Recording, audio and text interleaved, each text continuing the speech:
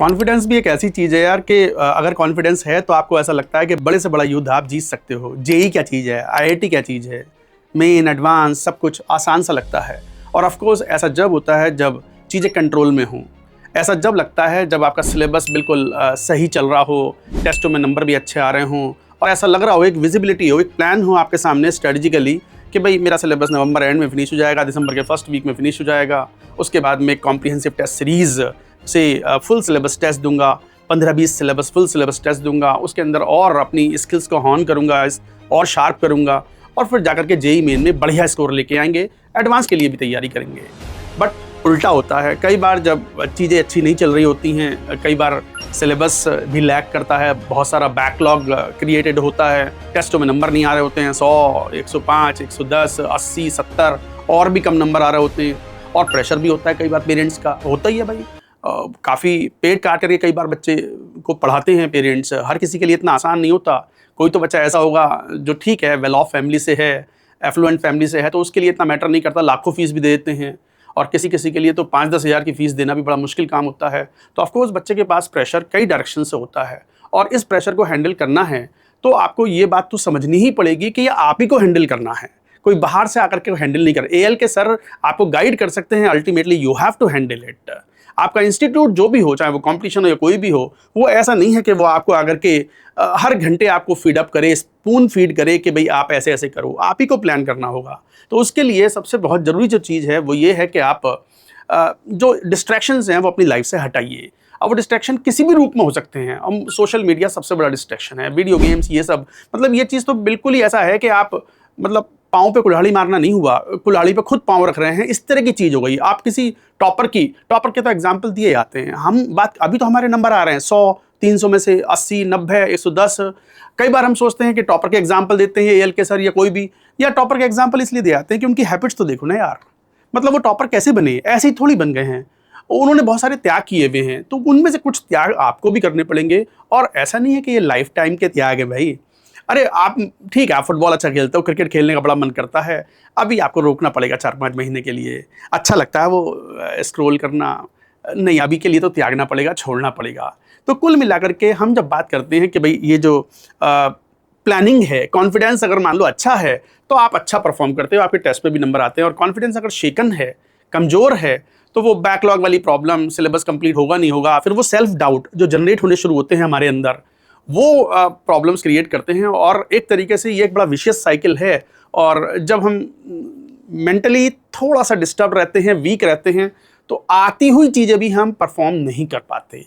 तो ऐसे में कोशिश करें कि कोई भी चीज़ ऐसी है जो आपका कॉन्फिडेंस शेक कर सकती है। कई बार वो ताने होते हैं, वो ताने कई बार घर वाले भी दे सकते हैं, नहीं दे सकते हैं, वो तो अच्छा मान करके कि भाई इसको बोलेंगे तो ये अच्छा करेगा, वो अपनी तरफ से अच्छा करने की कोशिश करते हैं, बट हो सकता है आपके लिए वो ख़राब हो रहा हो। तो कोशिश करें कि थोड़ा सॉलिट्यूड में जाएँ और जाकर के अपनी पढ़ाई पे फोकस करें। जो भी आपको कमरा मिला हुआ है, बहुत बच्चों के पास कमरा अपना एक्सक्लूसिवली अवेलेबल नहीं होता, बट जहाँ भी आप पढ़ते हैं बैठ करके, आपको टेबल चेयर कहीं मिली हुई होगी, घर पे पढ़ाई करते हैं या कोचिंग में पढ़ाई करते हैं या किसी रूम को ले रखा है आपने कहीं हॉस्टल में, तो वहाँ पर अपनी पढ़ाई कीजिए। और आप ये समझिए कि आप जीतेंगे पढ़ाई करके ही, मेहनत करके ही।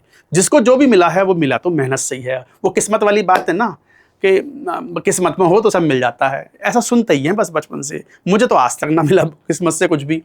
मुझे तो कोई 100 का नोट भी पड़ा हुआ, 5-10 का नोट भी नहीं मिला पड़ा हुआ आज तक। मेरे दोस्त लोग बोलते थे कई बार बचपन में कि आज 1 रुपये का सिक्का मिला मुझे। मतलब जब छोटे थे तो 1 रुपये की अच्छी खासी वैल्यू थी। बढ़िया 1 रुपये में खूब सारी जलेबी, मिठाई आ जाती थी भाई।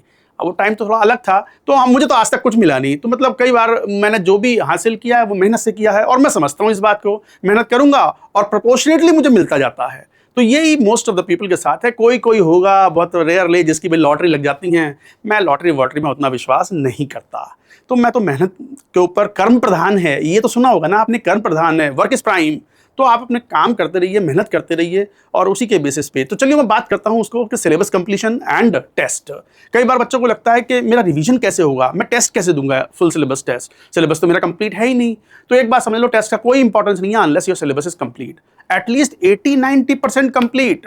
अगर इतना सिलेबस कंप्लीट नहीं है आपका जेईई मेन जनवरी सेशन में जाने से पहले, तो फिर आप कितने सारे टेस्ट दे लो, वो कुछ चैप्टर छुटे हुए हैं आपके, फिजिक्स में, केमिस्ट्री में, मैथ्स में, उनके क्वेश्चन छोड़ने पड़ेंगे। क्या पता उनके क्वेश्चन आसान आए हुए हों एग्जाम में, फिर भी आपको छोड़ने पड़ेंगे। तो अभी आपकी जब अब लगभग मिड ऑफ अगस्त चल रहा है अभी, ऐसे टाइम में आपका प्राइम फोकस जो है वो जो रेगुलर टेस्ट इंस्टीट्यूट करवा रहा है उन पे रहना चाहिए, रादर देन कि आप पहले से ही कि मैं तो फुल सिलेबस टेस्ट नहीं दे पा रहा, मेरा दोस्त है वो फुल सिलेबस टेस्ट भी दे रहा है। नहीं सोचना चाहिए, आपको कंप्लीटली फोकस करना चाहिए ऑन योर सिलेबस कंप्लीशन। जो आपके ऑनगोइंग चैप्टर्स चल रहे हैं फिजिक्स, केमिस्ट्री, मैथ्स के अंदर, उनका होमवर्क करें, उनके लेक्चर्स पढ़ें, बैकलॉग क्रिएट होने ना दें, और उनसे संबंधित जो इंस्टीट्यूट आपका टेस्ट ले रहा है, जिस भी इंस्टीट्यूट में आप हो, जो टेस्ट ले रहा है वो टेस्ट दें और उस टेस्ट पेपर को एनालाइज करें। यही असली पढ़ाई है। और कोशिश करें कि अगर थोड़ा डिलेड भी हो, आपका थोड़ा अच्छा नहीं भी चल रहा है, तो भी कोशिश करें कि अगर दिसंबर एंड तक भी आपका सिलेबस अगर फिनिश हो गया ना, फिनिश हो गया मतलब 80-85% भी हो गया, मैं फिर बोल रहा हूँ 80% सिलेबस कंप्लीट करके भी बच्चे को सिलेक्शन में आते हैं, आ जाती है 98-99 परसेंटाइल, और मिल जाता है कोई एनआईटी, फिर उसके बाद वो एडवांस की भी तैयारी कर लेते हैं बढ़िया से। एक बार कॉन्फिडेंस अप हुआ ना तो फिर तो एडवांस भी उतना मुश्किल नहीं लगता। Confidence is the key actually. तो इसलिए फुल सिलेबस टेस्ट को अभी ना सोचें अगर सिलेबस कंप्लीट नहीं है। अगर मान लो ऐसा लग रहा है कि 100 नंबर से ऊपर नहीं पहुंच पा रहे, तो एडवांस का सोचना भी पाप है इस समय पे। इस समय पे complete focus should be on JEE main. हाँ, जिसके मान लो 160-170 नंबर आ रहे हैं और थोड़ा बहुत बैकलॉग भी है, तो वो जेईई मेन, जेईई एडवांस के साथ में प्रिपरेशन कर सकते हैं। बट जिसके 100 ही नंबर आ रहे हैं कंसिस्टेंटली, 100 से कम आ रहे हैं, 110 के आसपास आ रहे हैं, तो यार एडवांस की बात कर रहा हो, मतलब ये तो वही वाली बात हो गई कि मुझसे चला जा नहीं रहा और मैं मैराथन दौड़ूंगा, ये क्या बात हो गई।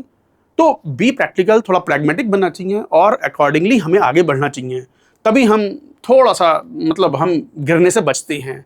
तो मेरा कहने का मतलब ये था कि अभी के लिए prime focus should be on syllabus completion. Syllabus completion के साथ साथ उसकी प्रैक्टिस, जो भी मटेरियल आपको मिल रहा है, जेईई मेन ओरिएंटेड अप्रोच रखें। अगस्त मिड चल रहा है, मैं अगस्त मिड के पॉइंट ऑफ व्यू से बात कर रहा हूँ। कोई बच्चा का 4 महीने बाद अगर वीडियो देखेगा तो इट में become irrelevant, but it is relevant today itself. अभी के लिए है इररिलेवेंट, 2 महीने 3 महीने बाद की स्ट्रेटजी बिल्कुल डिफरेंट होगी। ये आज की स्ट्रेटजी है दैट यू शुड फॉलो।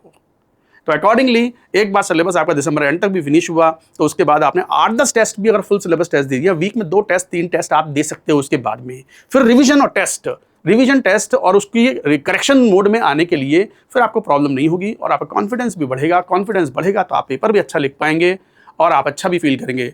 मैं फिर बोल रहा हूँ, ये ह्यूमन बॉडी मतलब एक काइंड ऑफ बहुत ही कॉम्प्लेक्स मशीन है मेड बाय द गॉड, और इसमें जो हार्मोन्स का सीक्रेशन है ये कंप्लीटली कॉन्फिडेंस, ये जो न्यूरॉन्स हैं ये एक्टिवेट करके रखते हैं कि भाई आपके जो हार्मोन्स हैं वो कैसे सीक्रेट करें, कैसे आप अच्छा फील करें। तो अच्छा फील करने के लिए थोड़ा मेहनत करेंगे तो आप ऑब्वियसली अच्छा फील करेंगे, एक सेटिस्फैक्शन आपको फील होगा और आप अच्छा कर पाएंगे। I wish you all the very best in advanced, और ईश्वर आपको सद्बुद्धि दे, और इस सद्बुद्धि के साथ अपनी पढ़ाई को आप कंटिन्यू रखिए। Nothing else other than hard work is going to help you.